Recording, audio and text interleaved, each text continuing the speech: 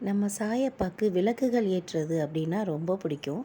அவர் வாழ்ந்த காலங்களில் அவர் தங்கியிருந்த மசூதி முழுவதும் நிறைய விளக்குகளை ஏற்றி வைப்பார்னு கேள்விப்பட்டிருக்கிறோம். அப்படிப்பட்ட பாபாவுக்கு நமக்கு ஏதாவது பிரச்சனைனா ஒரு 9 விளக்குகளை நம்ம ஏற்றி வைக்கணும். கிழக்கையோ வடக்கையோ பார்த்து அந்த விளக்கை நம்ம ஏற்றலாம். ஒரு டம்ளர் தண்ணி வச்சு அதில் கொஞ்சம் உதிய கலந்து வச்சா போதுமானது. மனதார நம்ம பிரச்சனைகளை பாபாட்ட சொல்லி வேண்டிக்கலாம். நம்ம சொல்லாட்டாலும் பாபாவுக்கு நம்ம பிரச்சனை தெரியாதா என்ன? நல்ல மனதார வேண்டிட்டு அவரோட ஏதாவது ஒரு நாமத்தை ஒரு 16 முறை நம்ம சொல்லலாம். சொல்லி முடிச்சிட்டோன்னா பூஜை முடிஞ்சுது, அவ்வளோதான். ரொம்ப எளிமையாக இருக்குதுன்னு நினைக்காதீங்க.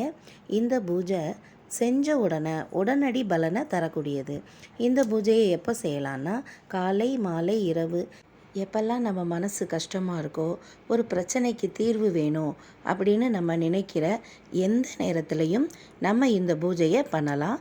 உடனடி பலனை தரக்கூடிய பூஜை இது.